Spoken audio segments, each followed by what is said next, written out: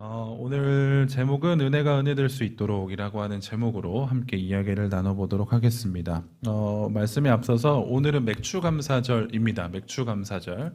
맥추감사절에 대해서 잠깐 이야기를 나눠보자면, 일단은 맥추감사절은 첫 열매 그리고 혹은 첫 수확을 하나님께 감사함으로 드리는 절기가 맥추감사절입니다. 그런데 지금 우리는 농사를 짓지는 않고 있기 때문에 볼이나 밀을 수확하지는 않죠. 그래서 이 절기를 현대 우리가 어떻게 받아들여야 할까를 한번 생각을 해보자면, 농경사회에서 지금 도시 문화로 사회 환경이 바뀌면서 이 맥추감사절은 상반기 동안 지켜주신 하나님에 대한 감사를 드린다라고 하는 의미로 조금 변화가 되었어요. 그래서 1년의 중반을 지나면서 상반기 동안 하나님께서 나의 삶 가운데 어떠한 은혜를 베풀어 주셨는가를 곱씹어 보고 하나님께 감사하는 시간이 바로 맥주감사절이다라고 이해하면 좋을 것 같습니다.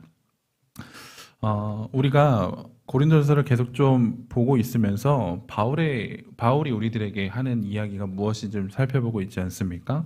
지난 시간 우리가 살펴봤던 건 뭐냐면, 바울이 가지고 있었던 이 자유라고 하는 것을 바울은 함부로 사용하지 않았다라는 것이죠.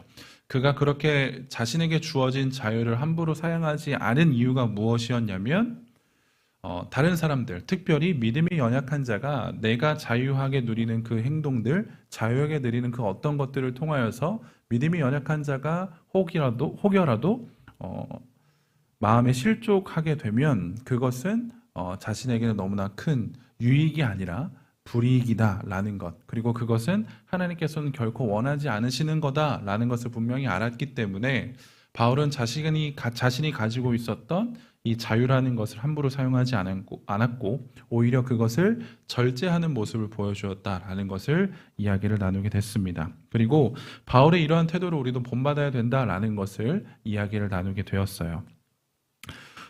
그 연장선으로 바울은 무엇을 계속적으로 이야기를 하고 있냐면, 고린도 교회가 가지고 있었던 어떠한 문제들을 조금 깨닫고 가르쳐 주기 위해서 오늘은 이스라엘의 역사를 조금 이야기를 해요. 역사.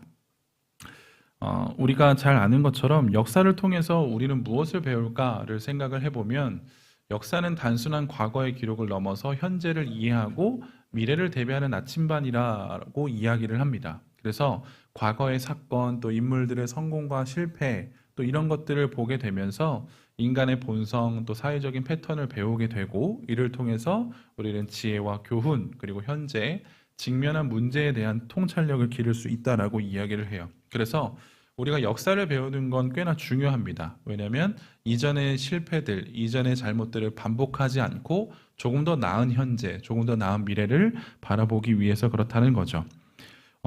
바울은 이와 동일하게 이스라엘 백성들의 이 역사들을 언급하면서 지금 고린도 교회가 가지고 있는 문제점을 이야기를 해줄 거예요. 그래서 이 역사를 언급하면서, 그 문제를 언급하면서 바울이 원했던 건 뭐냐면, 예전에 이스라엘 백성들이 이러한 문제들을 겪었는데 이것들을 여러분들이 잘 새겨서 동일한 실패를 겪지 않았으면 좋겠다, 동일한 잘못을 겪지 않았으면 좋겠다라고 하는 이 마음을 담아서 이스라엘 백성들의 역사를 이야기를 합니다. 바울은 지금 가르치고 있는 것이죠. 이 가르침의 중요한 목적은 고린도 교인들이 지금 놓치고 있는 부분이 무엇인가를 한 번 더 점검해 주기 위해서, 그들을 깨닫게 하기 위해서입니다.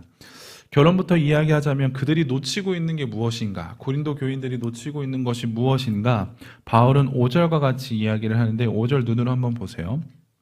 오늘 말씀 5절을 보면, 그러나 그들의 다수를 하나님이 기뻐하지 아니하셨고 그들이 광야에서 멸망을 받았다라는 것입니다. 고린도 교인들이 놓치지 말아야 될 건 무엇이냐면, 그들의 다수를 하나님이 기뻐하지 않으셨고 심지어 어떻게 됐냐면 그들의 광야에서 멸망을 받았다라는 겁니다. 이스라엘 백성들은 하나님의 전적인 은혜로 출애굽을 경험하게 되었죠. 출애굽기 12장 42절을 보면 430년이 끝나는 그날에, 430년입니다. 그날에 여호와의 군대가 다 애굽 땅에서 나왔다라고 이야기를 해요. 성경에서는 명확한 숫자를 이야기하진 않지만 대략적으로 약 200만 명 정도, 장정만입니다. 남자 장정만 200만 명 정도로 추정을 해요. 그러면 뭐 어린아이, 그리고 여자들, 그리고 노인들까지 합산하면 더 많은 인원이 출애굽을 경험하였다라는 것으로 우리는 추정할 수가 있겠죠. 여기서 중요한 건 뭐냐면 한 사람도 빠짐없이 다 나왔다는 거예요. 한 사람도 빠짐없이 다 나왔다. 그들은 노예였죠. 그들은 노예였습니다. 430년 동안 이스라엘 백성들은 노예였는데 자유라는 것을 바랄 수 없는 인생들이 그들의 인생들이었는데 하나님의 전적인 은혜로 말미암아 그 430년 동안의 노예 생활을 청산하고 자유인이 되었습니다. 그런데 여기서 문제가 무엇이었냐면 그들 대부분은 육체적인 이 노예의 모습을 벗긴 했어요. 육체의 자유를 누리게 되었습니다. 그런데 그들의 마음과 그들의 의지는 여전히 노예와 동일했다는 겁니다. 그래서 그들은 뭘 택하게 됐냐면 하나님께서 주신 자유를 온전하게 만끽하는 것이 아니라 다시 한번 그들의 습관을 쫓아서 노예로 살아가게 되었는데 그 방식이 뭐였냐? 하나님도 섬기고 다른 신도 섬기는 우상숭배의 생활이었어요. 그래서 바울은 이야기하는 게 뭐냐면 그들의 다수를 하나님이 기뻐하지 않으셨다라고 분명하게 이야기를 하죠. 이스라엘의 역사, 그리고 출애굽의 역사, 그들을 어떻게 광야 생활에서 인도하셨는가를 잘 보게 되면 하나님은 계속적으로 지속적으로 이스라엘 백성들에게 하나님의 은혜를 제공해 주셨고 베풀어 주셨어요. 그럼에도 불구하고 이 하나님의 지속적이고 계속적인 은혜가 보여졌음에도 불구하고 지금 오늘 말하는 건 뭐냐면 다수, 거의 모든 이스라엘 백성들은 멸망했대요. 이게 바울이 이야기해주는 역사입니다. 가르침이죠. 그들이 하나님만 섬기는 자가 아니라 하나님도 섬기고 다른 신도 섬기는 자가 되었어요. 왜 그랬을까를 한번 따져보게 되면 결론은 단 한 가지입니다. 하나님의 은혜를 은혜로 여기지 않았기 때문에 그들은 우상숭배를 자행한 자들이 되었다라고 결론 지을 수밖에 없어요. 바울이 고린도 교인들에게 지금 가르쳐주고 있는 것이 이거예요. 여러분들이 가지고 있는 문제가 무엇이냐면 하나님의 은혜를 은혜로 여기지 않았던 것. 조금 더 이렇게 얘기해 볼까요? 은혜를 은혜로 여기지 않으면 망해요. 바울은 지금 그걸 이야기하고 있어요. 이스라엘 백성들은 전적인 하나님의 은혜를 경험했습니다. 한 사람도 빠짐없이 다 은혜를 경험했는데 그들은 우상 숭배를 하는 자들이 되었고 결국 다수의 사람들은 망하게 되었어요. 멸망당하게 되었어요.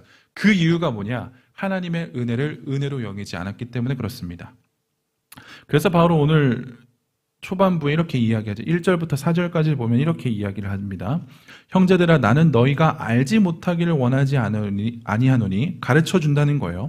우리 조상들이 다 구름 아래에 있고 바다 가운데로 지나며 모세에게 속하며 다 구름과 바다에서 세례를 받고 다 같은 신령한 음식을 먹었고 다 같은 신령한 음료를 마셨으니 이는 그들을 따르는 신령한 반석으로부터 마셨음에 그 반석은 곧 그리스도시라라고 이야기를 하죠.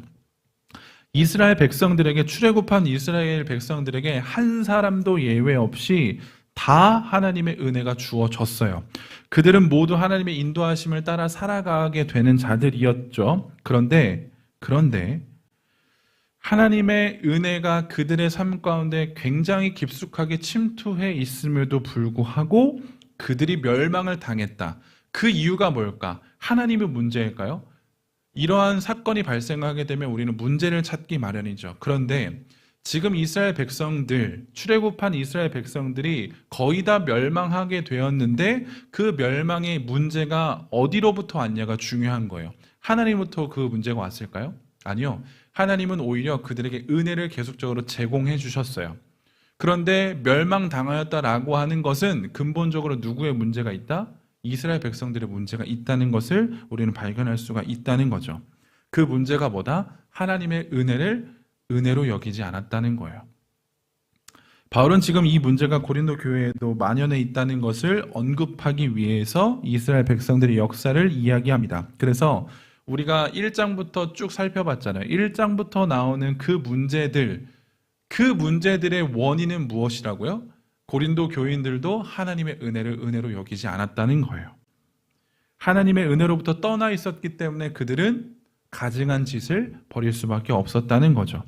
여기서 우리는 스스로에게 질문을 한번 던져볼 필요가 있죠. 어떤 질문이냐면 나는 하나님의 은혜를 은혜로 여기고 있는가에 대한 질문입니다. 고린도 교회가 하나님의 은혜를 은혜로 알지 못했기 때문에 지금 이런 문제들이 발생했어요. 그러면 동일하게 우리도 물어볼 것이 있습니다. 어떤 질문이냐면 과연 나는 하나님의 은혜를 은혜로 여기고 있는가예요. 이 질문에서 먼저 우리가 정리해야 되는 건 뭐냐면 하나님의 은혜는 어디서부터 시작되죠? 하나님으로부터 시작돼요. 이게 가장 중요한 포인트입니다.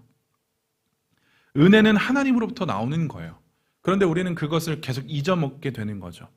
은혜는 반드시 하나님으로부터 나오게 되는 것인데 이 은혜를 내가 잊고 있으니 하나님이 나에게 은혜를 주시는 분이다 라는 것을 잊고 있으니까 이 은혜를 우리는 굉장히 가볍게 여긴다는 겁니다. 성경은 계속적으로 이야기해줘요. 이 은혜의 근원이 원천이 어디인가를 계속 알려줍니다. 그리고 이 은혜의 원천이 근원이 하나님이시기 때문에 이 은혜를 경험한 자들에게 주어지는 태도가 있어요. 그걸 또 성경은 계속 이야기해요. 그 태도가 뭐냐면 감사라고 하는 태도예요. 감사라고 하는 태도. 시편 2구절의 말씀을 볼 텐데 한번 화면 띄워주시죠. 79편 이렇게 이야기합니다. 우리는 주의 백성이요 주의 목장의 양이니 우리는 영원히 주께 감사하며 주의 영예를 대대에 전하리이다. 다음이요. 여호와께 감사하고 그의 이름을 불러 아뢰며 그가 하는 일을 만민 중에 알게 할지어다 라고 이야기를 하죠. 시편 기자가 이야기하는 것은 무엇이냐면 하나님의 은혜를 경험했다라고 한다면 그 은혜를 경험한 자가 어떠한 태도를 보여줘야 된다고요? 여호와께 감사하는 태도를 보여줘야 된다고 이야기를 합니다. 그런데 하나님의 은혜를 잊어버렸기 때문에 감사 또한 잊어버린 자들에게 나타나는 현상이 6절에서부터 10절까지 나와 있어요. 바울은 이야기하죠. 추격하면 이렇습니다. 하나님의 은혜를 잊어버렸어요. 감사를 잃어버렸어요. 그러면 어떠한 반응이 나타나게 되냐면 악을 즐겨하게 됩니다. 음행을 따르게 돼요. 그리고 하나님을 시험하는 자가 돼요. 그리고 하나님을 원망하는 자가 돼요. 하나님의 은혜를 떠나요. 그리고 감사를 잃어버려요. 그러면 뭐가 된다고요? 악을 즐겨해요. 음행을 따르게 돼요. 하나님을 시험하게 되죠. 하나님을 원망하게 돼요. 그것이 바로 하나님의 은혜를 잃어버린 자들의 모습입니다. 그리고 로마서에서 1장 24절 이하로부터 하나님을 떠난 자들의 모습이 어떤지를 주구장창 이야기해주고 있거든요. 하나님의 은혜를 떠나면 이렇게 될 수밖에 없어요. 하나님은 참된 선이십니다. 그건 변하지 않아요. 하나님은 선하시다. 참된 선이에요. 선의 기준은 하나님입니다. 그런데 그 선의 기준이 하나님을 떠나게 되면 감사를 잃어버리게 되는 것이고 당연히 하나님의 선과 반대되는 악한 행위들을 할 수밖에 없겠죠. 하나님을 떠나 있으니까요. 그러면 자연스럽게 그 악한 행위는 뭐라고 정의되냐면 음행이라고 정의될 수밖에 없어요. 그리고 이런 음행이 계속적으로 자행되잖아요. 그러면 인간은 여전히 죄의 흔적을 갖고 있기 때문에 무슨 생각을 하냐면 하나님이 날 벌하지 않네. 이 정도는 괜찮겠네. 라고 하면서 하나님의 형벌이 언제 임할까라고 하는 줄타기를 벌여요. 그리고 하나님을 시험하게 되는 그 결론적으로 그 시험이 나에게 임하게 되잖아요. 그러면 인간은 자연스럽게 뭘 하게 되냐면 하나님 때문에 내 인생이 망쳐졌다라고 하는 하나님을 원망하게 됩니다. 이게 너무나도 잘 보이는 거죠. 고린도 교인들은 지금 이러한 모습을 버리고 있었다라고 하는 겁니다. 우리들의 모습도 그렇습니다. 만약 우리들이 여기에 앉아있는 저와 여러분들이 하나님의 은혜에 떨어져 있잖아요. 하나님의 은혜를 잊잖아요. 우리는 반드시 이 모습을 보여줄 수밖에 없어요. 반드시요. 악한 행동을 합니다. 음행을 저질러요. 하나님께서 날 벌하지 않네? 하나님은 언제 벌하실까? 시험을 하게 되죠. 그리고 어느 순간 때 하나님께서 벌하세요. 그러면 반드시 이렇게 이야기합니다. 뭐야? 하나님 때문에 내 인생 망쳤네. 이렇게 됩니다. 이게 인간이 하나님의 은혜에 떨어져 있으면 당연하게 보여지는 모습이라는 거죠. 그래서 우리는 뭘 알아야 되냐면 지금 우리가 누리는 모든 것이 결코 당연하지 않다는 것을 알아야 돼요. 지금 여러분들이 이 자리에서 나와서 예배드리는 것 결코 당연하지 않습니다. 은혜에 떨어져 있으면 이 자리에 나올 수가 없다는 것을 여러분들 반드시 기억하셔야 돼요. 왜냐? 성경은 우리에게 분명히 얘기해 주거든요. 우리는 하나님을 반역한 죄인이에요. 그건 너무 명확합니다. 우리 인간이라고 하는 정체성은 하나님을 반역한 죄인이에요. 그리고 그 죄인에게 주어진 결과값은 단 하나, 죽음밖에 없어요. 죽음밖에 없다는 거예요. 회복 같은 건 없어요. 죄인이 누릴 수 있는 축복 같은 것 또한 없습니다. 죄인에게 주어지는 것은 죽음, 그리고 그것을 기다리는 시간밖에 없다는 것이죠. 아담과 하와가 범죄하였을 때를 한번 떠올려 보세요. 하나님은 공의로우세요. 하나님은 거룩하세요. 즉각적으로 자신의 명령에 불순종한 아담과 하와를 처리하실 수도 있었어요. 아니, 그게 마땅해요. 그게 당연해요. 그게 공의예요. 그게 하나님의 선하심, 하나님의 거룩하심입니다. 그런데 어떻게 하셨죠? 즉각적으로 그들을 벌하지 않으셨어요. 왜요? 왜 그럴까요? 그것이 하나님의 사랑의 모습이고 하나님의 인내의 모습이고 하나님의 오래 참음의 모습이고 그것을 우리는 하나님의 은혜라고 이야기하죠. 아담이 하와가 즉각적으로 심판받지 않고 에덴 동산에 떨어져 나간 것이 은혜예요. 당연하죠. 그들은 죽어 마땅하다니까요. 생명이 끝나야 마땅해요. 그런데 생명을 끝내지 않으셨잖아요. 그냥 내보내셨잖아요. 이게 은혜예요. 이걸 여러분들이 잘 알고 계셔야 돼요. 생명이 붙들려 있어요. 그리고 그 에덴 동산에 나가면서 정말로 처절하게 살아가야 된다라고 결과값이 보여지는데 아니요. 하나님은 축복을 하시죠. 그게 하나님의 은혜예요. 그게 하나님의 인내예요. 하나님이 인내하지 않으셨다면, 하나님이 오래 참으지 않으셨다라고 한다면 우리는 은혜라는 것을 누릴 수가 없겠죠. 지금 우리가 숨 쉬고 있는 것도 은혜예요. 지금 여러분들이 이 자리에 앉아서 말씀을 듣고 이것이 은혜구나 라고 느낄 수 있는 것 또한 은혜예요. 그러니까 모든 것이 은혜라는 것이 정말 허언이 아니라는 거겠죠. 우리들에게 은혜가 주어졌다라고 하는 것이 굉장히 큰 감격이고 감사인 건데 이것을 잊고 살잖아요. 그러면 감사가 잊어버리게 되고 이 감사가 없어지다 보니까 내 삶은 정말 무의미하게 된 거죠. 그래서 성경은 줄곧 우리들에게 뭐라고 이야기하냐면 하나님의 은혜를 기억하라고 우리들에게 이야기해 줍니다. 하나님의 은혜를 기억하라. 이 명령은 결코 지나치지 않은 명령이죠. 앞에 역사를 이야기했기 때문에 우리가 잘 아는 독립운동가 신채호 선생님이 하셨다라고 언급되어지는 유명한 말씀이 있죠. 역사를 잊은 민족에게는 미래가 없다라고 하는 이 말. 하나님의 은혜를 잊은 민족에게는 더 이상 은혜가 없습니다. 하나님의 은혜를 잊은 인생에게는 더 이상 하나님의 은혜가 존재하지 않아요. 하나님은 우리들에게 주구장창 은혜를 주세요. 여전히 우리들에게 주십니다. 그런데 그 은혜를 잊어버리니까 하나님이라는 존재를 내가 잊어버리니까 지금도 여전히 나에게 하나님이 베푸신다라고 하는 그 은혜를 당연히 잊을 수밖에 없죠. 나 같은 죄인 살리셨다. 그 은혜가 너무 고맙다라고 하는 이 문장을 내가 기억하지 않으면 우리들의 삶에 있어서 은혜라는 것은 없어져 버립니다. 송두리째 사라져 버리죠. 여러분들도 이 말에 좀 공감하시겠지만 인간은 스스로를 좀 과대평가합니다. 스스로 본인에게는 더 과대평가를 하게 되죠. 다른 사람들에게는 매우 객관적으로 철저하게 바라보게 되는데 나를 바라보게 될 때는 좀 관대하게 바라봅니다. 그러니까 나 정도면 괜찮지, 나 정도면 잘하고 있어 라고 하면서 스스로를 위로하죠. 그런데 이런 경향은, 이런 모습은 죄를 바라볼 때도 동일하게 작동이 돼요. 뭐냐? 이런 죄쯤은 괜찮지라고 스스로를 좀 위로합니다. 에이, 내가 하는 이 행동들은 좀 괜찮지, 다른 사람에 비해서는 괜찮지라고 위로하죠. 근데 이 위로는 저도 여러분들도 동일하게 하는 오류예요. 그렇기 때문에 우리는 나를 바라봤었을 때 조금 더 객관적으로 철저하게 바라봐야 되고 남들에게는 조금 더 관대하게 바라볼 수 있는 눈이 필요한 거죠.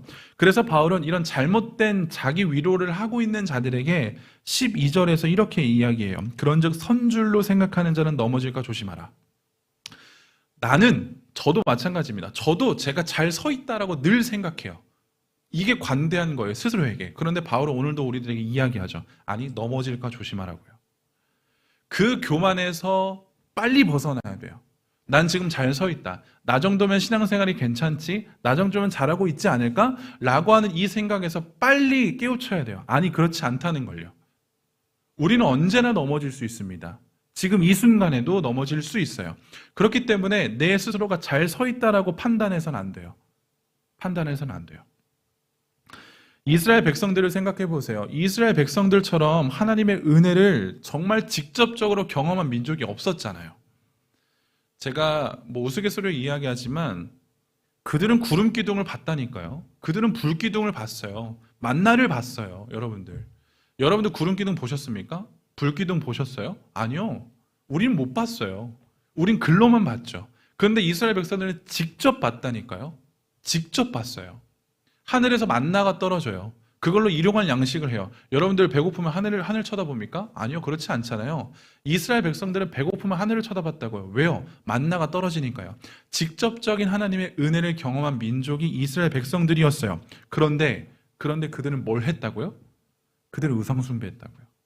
그들은 멸망당했다고요. 그들조차 유혹에 빠져버렸어요. 하물며 우리는요. 직접적으로 하나님의 은혜를 보지도 못했던 우리는 어떨까요?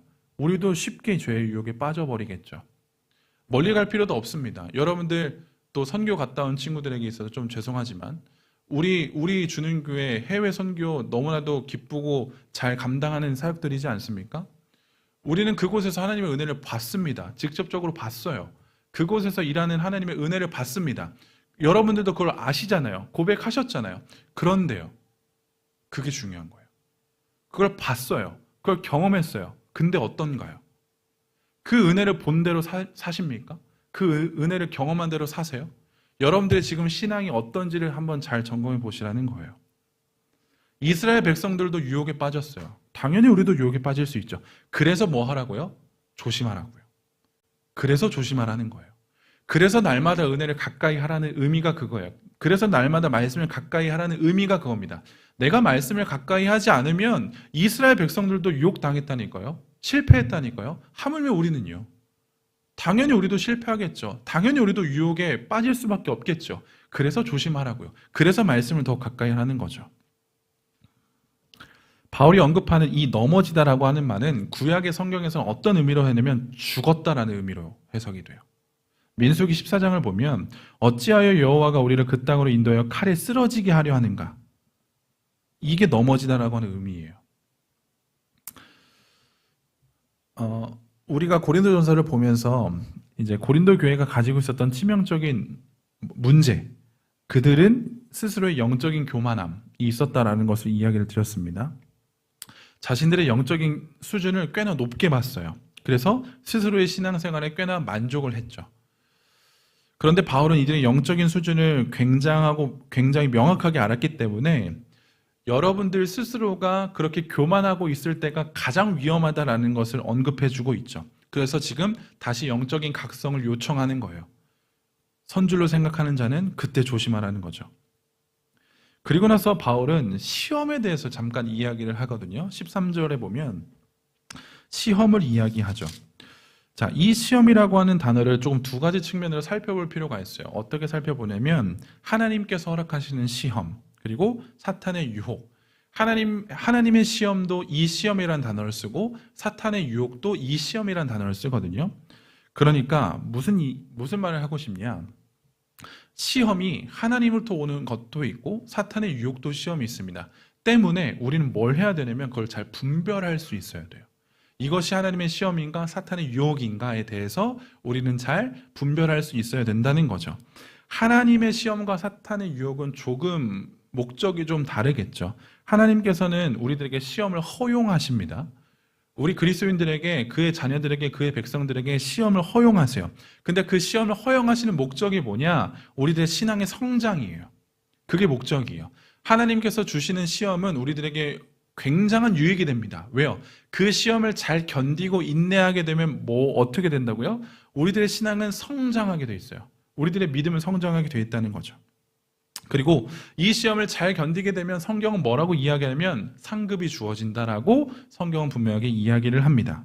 때문에 하나님께서 나에게 시험을 허락하셨다라고 우리가 분별할 수 있다라고 한다면 우리는 그것을 인내할 수 있어야 되겠죠. 그런데 더욱 신기한 건 뭐냐면 하나님께서 주시는 그 시험은 내 스스로 감당할 수 있는 능력이 샘솟는 것이 아니라 심지어 이 하나님의 시험을 감당할 수 있는 능력 또한 하나님께서 주세요. 그것이 성경에서 이야기하는 겁니다. 하나님이 시험을 주세요. 근데 그 시험을 내 능력으로 감당하는 게 아니라 하나님께서 또 그 능력을 주신대요. 심지어 피할 길도 주신다고 바울은 이야기해요. 하나님이 주는 시험은 우리가 반드시 통과할 수밖에 없어요. 반드시요. 반드시 우리는 그것을 이겨낼 수밖에 없어요. 왜냐? 하나님께서 우리들에게 그 시험을 주시고 그 시험을 잘 감당해내면 우리들의 믿음은 성장할 수밖에 없기 때문이죠.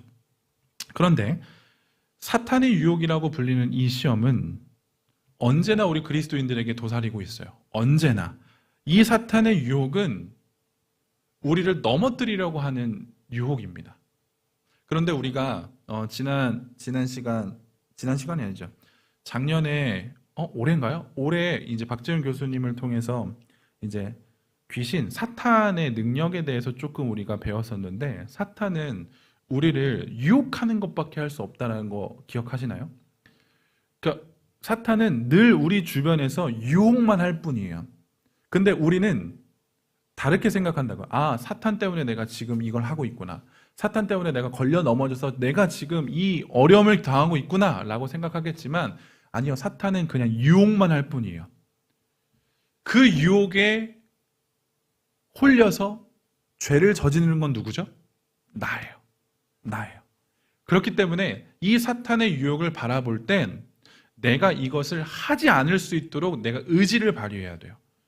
그냥 사탄은 이거 해봐, 저거 해봐, 괜찮아 라고 유혹만 할 뿐 내 의지를 좌지우지할 수 없어요. 그런데 그 유혹에 내가 홀랑 빠져갖고 내 의지를 발휘해서 그 더러운 행동을 한다? 그건 내 탓이에요. 내 책임이에요. 바울은 지금 이걸 이야기하고 있는 거예요. 사탄의 유혹은 우리들에게 늘 도사리고 있다.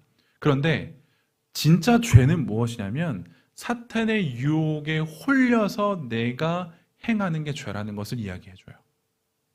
그러니까 우리는 사탄을 욕할 필요가 없어요. 왜요? 그 죄를 누가 짓는다고요? 내가 짓는 겁니다. 우리는 종종 이렇게 이야기하죠.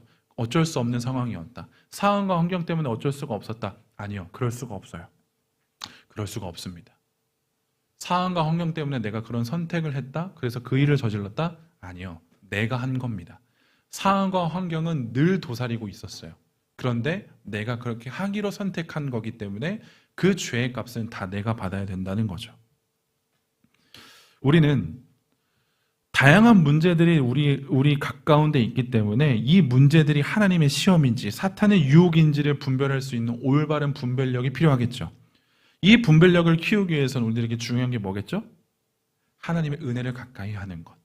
자, 하나님의 은혜를 가까이 하는 것. 오늘날로 우리가 해석하면 뭘까요? 하나님의 은혜를 가까이 하는 것. 단 한 가지밖에 없어요. 말씀을 가까이 하는 것밖에 없습니다. 여러분들 주변에 도사리고 있는 그 유혹들을 올바르게 분별하기 위해선 분별할 수 있는 기준이 있어야 되는데 그 기준이 우리들께 주어진 성경이에요. 때문에 성경을 가까이 하시고 하나님의 말씀을 가까이 하심으로 내가 이것을 올바르게 분별할 수 있는 태도, 분별할 수 있는 지혜와 지식이 있어야 되는 거죠.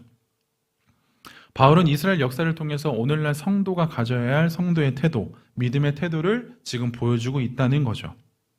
우리가 분명하게 인식해야 되는 것은 무엇이냐면 우상을 숭배하던 예전의 삶의 한쪽 발을 여전히 담그고 있었던 내 역사를 기억하라는 거예요.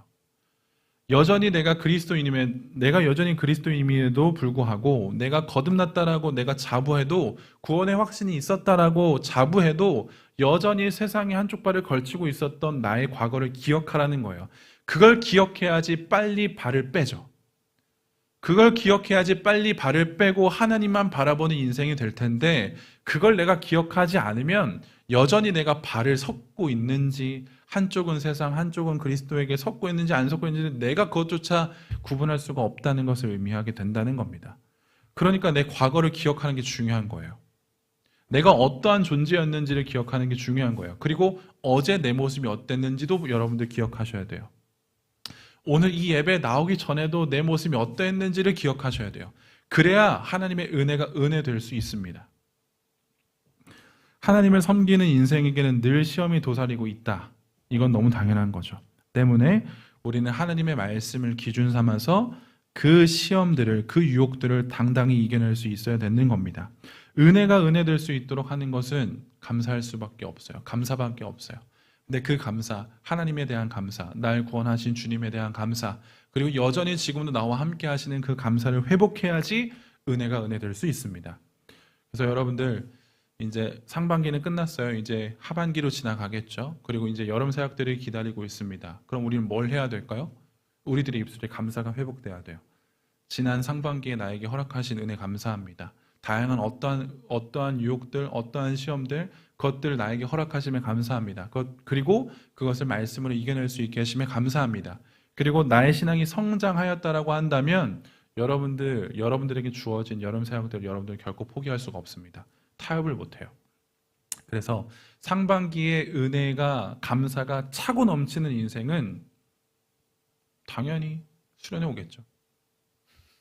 결론은 좀 이렇게 나서 미안하긴 합니다만 당연합니다. 왜냐하면 하나님의 은혜를 많이 경험한 사람일수록 하나님과 가까이 있을 수밖에 없기 때문에 그래요. 여러분들의 감사가 회복되고 그리고 여러분들의 감사를 다시 한 번 더 정리하는 또 상반기, 하반기가 되면 좋겠습니다. 우리